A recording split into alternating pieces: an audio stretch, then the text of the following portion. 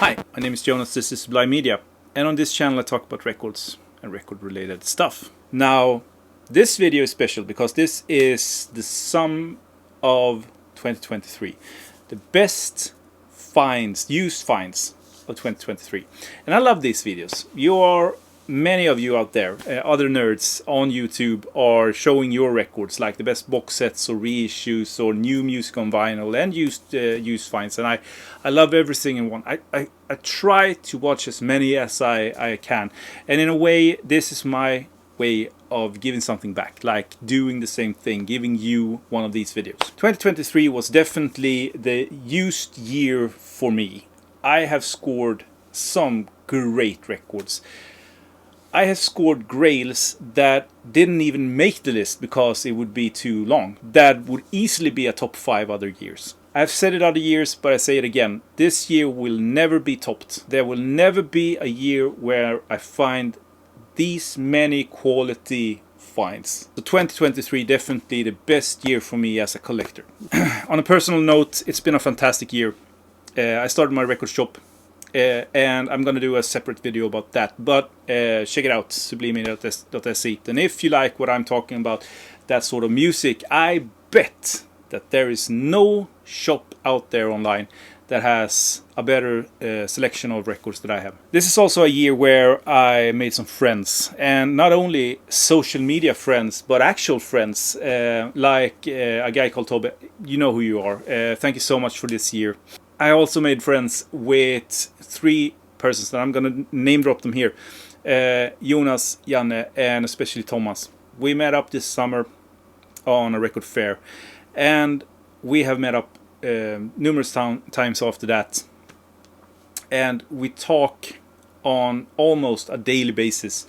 And I consider them some of my closest friends, and we have only known each other for 6 months. It's insane, but yeah, so damn cool. So I raise my glass to you guys and to all of you who are watching this and the other videos of 2023. Cheers. So, this was not the jazz year for me. I definitely did not have the best luck in the jazz crates. So I'm gonna start with the jazz. The first 6 records is gonna be jazz, from 6 to number 1. Then I'm gonna do from 19 to number 1 of the rest of the bunch. So prog, folk, psych, and 60s, 70s rock. The first one I'm gonna show you is Aftara. Göteborgs musikvartett is a Swedish free jazz record on levande improviserad musik. A very cool record label to collect, and a Swedish free jazz record that is pretty good.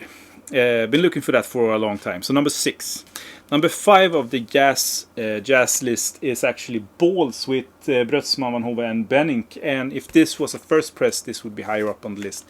Unfortunately, this is second or third, something like that. On the FMP label, one of the best, if not the best, free jazz label ever. This record, Japanese press, was first issued 1974 on 3 Blind Mice Records. I had an original in mint condition, sold it. I didn't regret it, but I've been looking for a copy ever since, and I got a hold of a 1977 reissue of this on 3 Blind Mice. Sounds terrific. I think they used the same metal plates for this. Tsuyoshi Yamamoto Trio with Midnight Sugar, famous for their sound quality. Like, this is an audified pressing. Not pressing, but yeah, pressing and recording, I should say. And I think this is a Polak artwork. Number 4. Number 3 is this one. This is a rare ass record. Oj oj oj, eller Sången om den äldre hummen. It's a Swedish jazz record from 1966, a soundtrack. But why this is not number 1, because it could be number 1, is because it's just every other song that is, in my opinion, super good. And that is because Börje Fredriksson plays on that. Him and his group is on every other song. Börje Fredriksson died in 1968, took his own life. This is from 1966. And Intervall, the best Swedish record ever recorded, is from 1965. So only 2 records was put out when he was still alive. So as a collector, this is great. Second place, this is Sharon.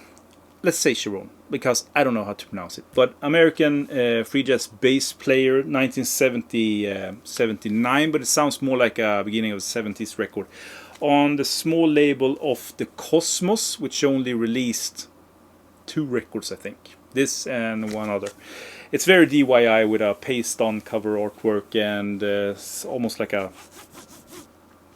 cardboard thing. Great record if you're into free jazz. Easily number 2 and number 1 of my used jazz of 2023 is the artistry of Lars Gullin from 1958. Not only because this is one of the best jazz records that ever been put out in Sweden, not only because Lars Gullin is the best sax player that Sweden ever had, and also one of the world's best baritone sax players ever. But this came in 1958 as a numbered edition out of 1,000. This is number 207. And the thing is with these are that Lars Gullin signed every single one of them. So inside of the record is a sheet, and on that sheet you have the autograph. Number 1. I've been looking for this forever. Finally have it in my collection. Super cool. Cheers. So as I said, this is the like 10th time I'm doing this. So I've been drinking whiskey since like 8 o'clock this morning. And it's now 8 o'clock in the evening. So yeah, I'm getting both drunk and tired. And it's a work day tomorrow. So yeah. So we get into the more like rock, psych, prog, folk territory. And man, what a year it was. As I said, I'm going to refer to the big collection that I bought in the beginning of this year. I think that 1/3 of the record, if not half of them, are from that collection. So let's start off with one of the records from that. That would easily be on like top 10 at least any other year. This is Walrus on Deca. Walrus, the UK band, only released one record. Great one. Super rare. Very hard to get your hands on. Expensive. And number 19 on my list because of the music. This is heavy prog but with horns. And the horns is a little bit off-putting. Still great. Going into the collection. 18. German duo. Ronteo. 1975 I think. Gatefold sleeve. This is the first German press of this. And if you are into folk, in the same vein as Incredible String Band or something like that, but darker, this is your bag. It's almost like private pressed. Brettelkopf Song, they only released this and 2 singles or something like that. So it's almost like a private pressed record. What struck me when the needle hit the record was the sound quality of this. It's like audiophile pressing. It sounds so good. Great recorded. Dead quiet. 1975. I mean, German press. I had no expectations and it sounds like a dream come true. And the music is great. So, number 18. Number 17. This is the first Swedish record on this list. And Lotus, like 10 years ago, I think that it would be easier to find a copy of Lotus for a better price. Nowadays, it's very expensive to get a copy of it. I got it for a great price. Yeah, Lotus mid-70s prog record from Sweden. Sounds like most from this period. Maybe a good blend between heavy prog and jazz fusion, dare I say. Yeah, nice one to add to the Swedish prog collection. 16, 1970 or maybe 71.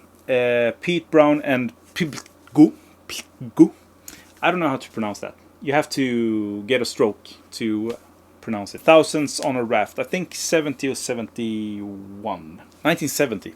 This is a first UK press, and you know that it's a first UK press because it's on Harvest and it doesn't have the boxed EMI. Unfortunately, Pete Brown died this year, so in a way it also feels like a little bit of a tribute to him.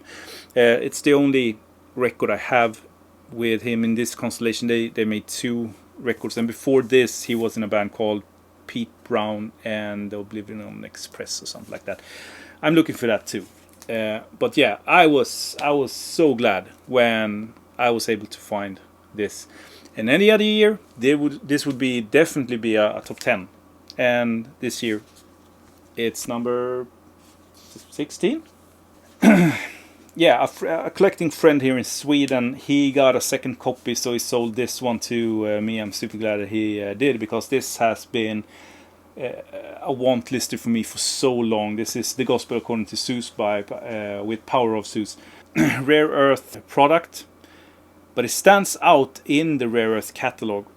Don't get me wrong, Rare Earth is, when Rare Earth records are good, they are extremely good. When they are bad, they are extremely bad.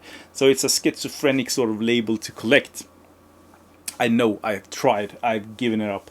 But this is, I think, the best one of the label, and maybe also the most known one when it comes to the sort of psych circuit. Great one. If you haven't heard this, check it out. It's a pillar in this sort of music territory. Okay, so next one is this is a cool one. This is Kravwinkel, and the story behind this is that a good friend of mine, Frederick, who's been watching my videos since 10 years back or something like that, even more. He was lifting some stuff from his collection, so I was able to buy some stuff and also help him to value and sell some other to others. Anyway, because he was financing some stuff for his studio. He has a recording studio called Studio Hornborga. Check it out on Instagram. It's a fantastic studio. Great artists. Yeah, this was one of the records that he was selling, so I managed to get it. Super glad I did. This is Garden of Loneliness, and I think that this is the second one that Kravwinkel did. There was one that I haven't heard before this. The thing with the Kravwinkel is that they are very peculiar when it comes to German music, because it blends so much Southern American rock. For being 1971, it's a strange one. Definitely a country sort of vibe to it, and maybe that's why it's so low down on the list, because it's not a 10 music wise, but still a hard 8 or something like that, because it's super cool. But we have more records to go, and this is also cool because this is a white label promo, sample not for sale, which makes this even rarer. Unfortunately without the poster, but I'm doing some research, and if you know, please let me know, because maybe the promo copies of this didn't come with the actual poster, because this was sent out to, I believe, like radio stations, stuff like that. But I don't know, and I can't really figure out. I've never heard anyone having this promo with the poster. So yeah, music wise, this could easily have been on the top 5, maybe the first slot, because of all the records. I think that music wise, this is my favorite.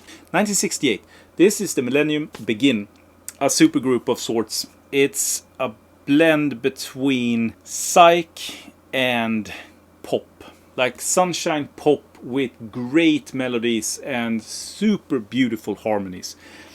Every single song is great. Yeah, it's a blend between like the Zombies, Odysseys and Oracles, and Crosby, Stills and Nash. You are checking out one record from this pile. This is it. Check Millennium Begin out. And not even on top 10. Like this, I argued Millennium is a better record than this in one way. In another way, no. Affinity on the famous Vertigo Swirl record label. This is a German press. I think that if it was a first UK press, it would be higher up on the list, because also of the rarity of it. But I've been looking for this since I started collecting, like hard collecting vinyl. It's such an iconic record. It's such a good record. Linda Hoyle on voice. So beautiful. Cover artwork, the swirl, everything just adds up. And I think that this is, number 12 on the list. This would easily have been number 5 or 4 at least any other year. It is number 12. And moving on to one of the best records ever. The krautrock masterpiece from 1971, Out of Focus, on the famous Cuckoo label, which would be awesome to collect, but I don't know where to begin. Maybe here. Yeah, Out of Focus, jazzy touch, definitely progressive. Yeah, heavy at times. Really good. Like one of the best records ever recorded. And it's not even on top 10. Out of Focus, number 11. So, to the Big 10. Yeah, I don't know what to say. Skål. Cheers. I realize now that some of these should maybe come on other places, stuff like that. But, as I said, I've been preparing for weeks and weeks and weeks. This is number 10. Blue with the John Dummer band featuring Nick Pickett. This is a UK first Vertigo Swirl record, and it's super hard to get your hands on at all, and it's super hard to get intact like this is, in good condition. This comes with the famous original inner sleeve, and as you saw, maybe the Vertigo Swirl. This was from the big collection, and to be honest, I didn't know about this record when I got it from that big collection. I know more now of the Vertigo Swirls than I did before, because I've been reading up. And this is a blues rock record. It's a great one. Music-wise, it's not as good as some of the other ones that came behind it. But just the rarity, the awesomeness of the cover, condition, music, everything just adds up to this being on 10th place. Number 9. I mean, this is also, again, like, I never thought I would own a copy of this. And I got one some years ago now. And in this big collection, there it was again, in even better condition. Like, finally seen, like, near mint condition. It looked unplayed.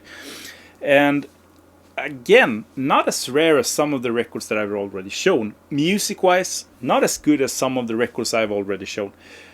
But everything, adding it up, like Barbed Wire Sandwich, Black Cat Bones, the cover artwork, Deca, the music, the obscurity of it. This record is just like, if you are into this music, I reason with myself like this. If you are into this sort of music, this is a record that you need in your collection.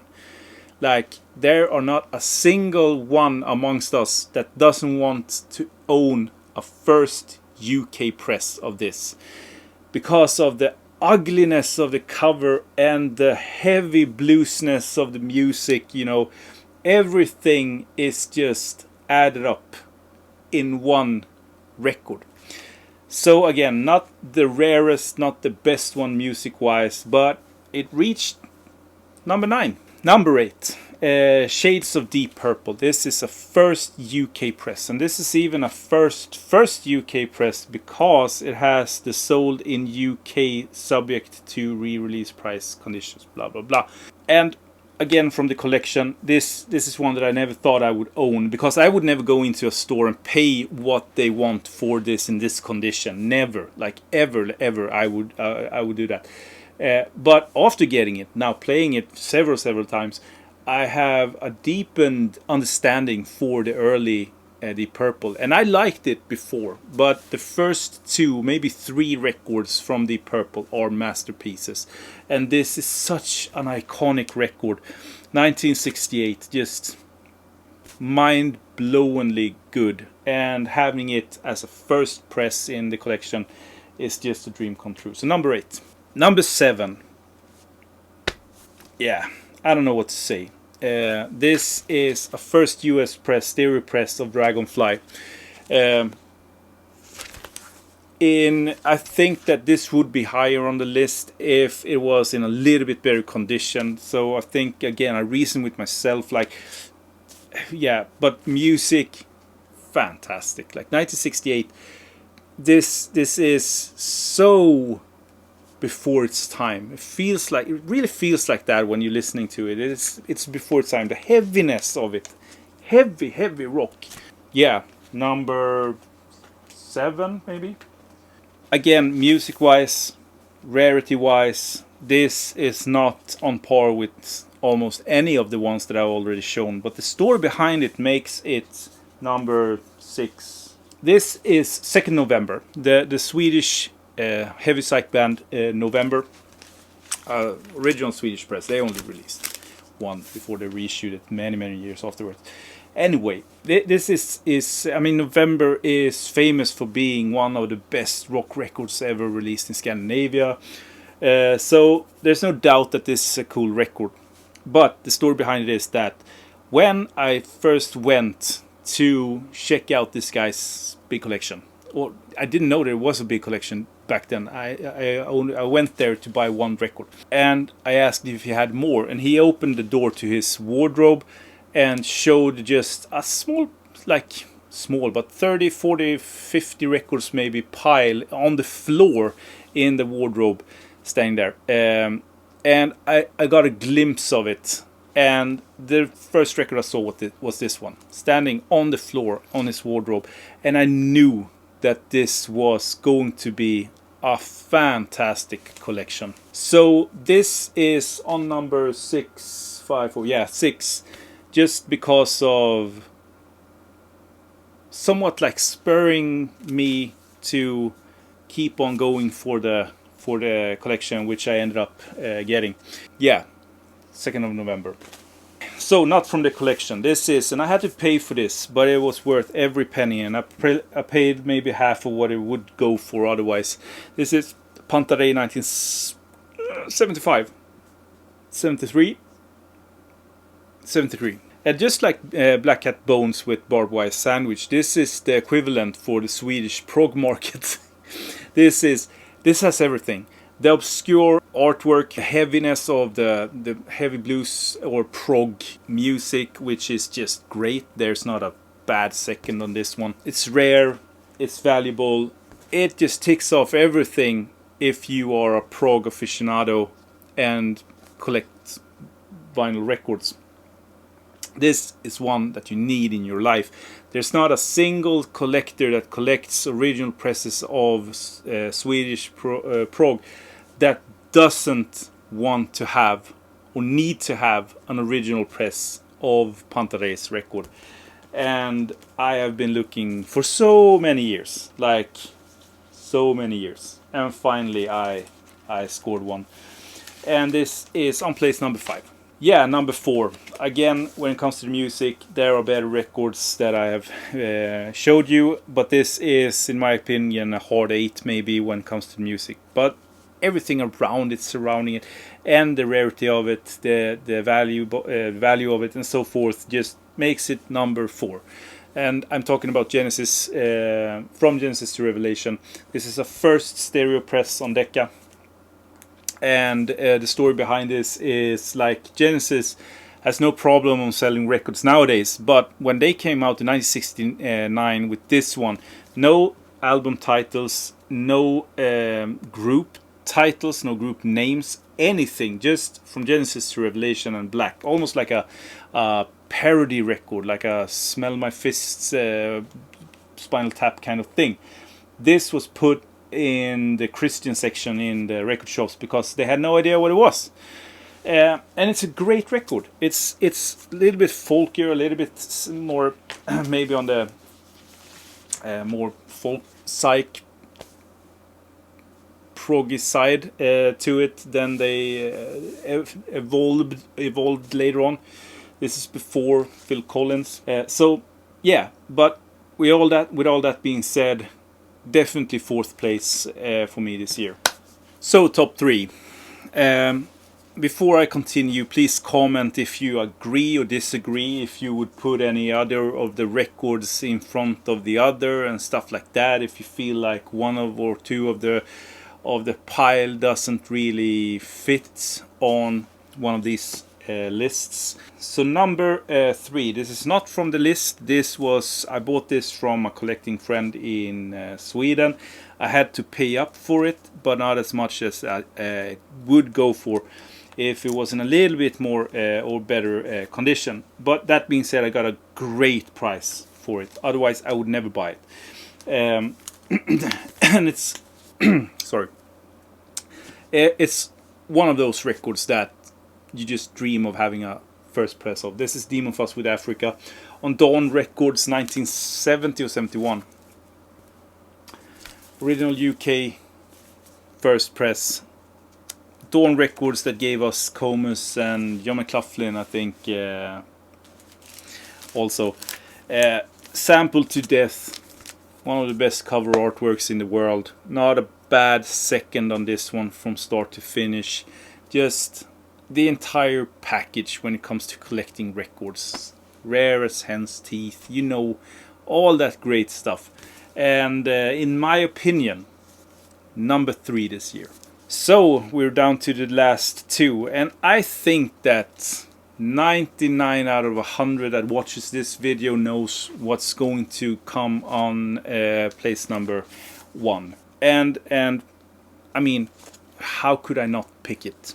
But number 2 is also from the collection, and when I saw this in his collection, my jaw was dropped and my mind was blown, because I know how rare it is, and also I know how good it is. So just owning an original press of Octopus was unheard of. Like, and I've had people saying that this is rarer than the one I'm going to show you next on first place, that you don't see in, that often. And I don't know about that, but I know that it's a very rare one. I've never seen one in the wild. I don't even think I've seen an online shop have it in stock. And it's on Penny Farthing, the Penny Farthing label. Original press in great condition. Pop prog. Pop psych is it's more prog or heavy rock than psych, I would say, and maybe more pop than hard prog. It's a very easy record to get into. Listen to this, like, listen to it. It's so damn good. The first track, The River, really swings, like really swings, and the cover artwork, you can't complain on this one. Can you? So yeah, I mean, I'm almost tearing up just looking at it, knowing that I have it in my collection. But if I'm tearing up for that one, I'm getting goosebumps just looking at the label. Obviously, the record I'm going to show you is this. It's July, and I did an entire video of me finding this. So you can go back and watch that if you want an more in-depth sort of look into this. It's one of the rarest and most valuable psychedelic records. This is maybe in this condition because it's in, I shouldn't say perfect condition, but I don't think that there is a better looking copy in the world. I don't think so. Like, this is, the spine is intact, hardly any wear on the corners, lush, great shine to it, and the record is in near mint condition.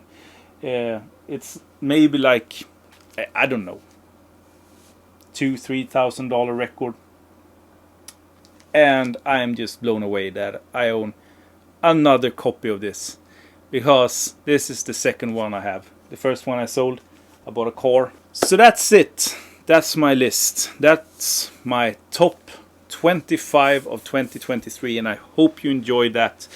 It's been a struggle doing this video and doing the list, but here we are.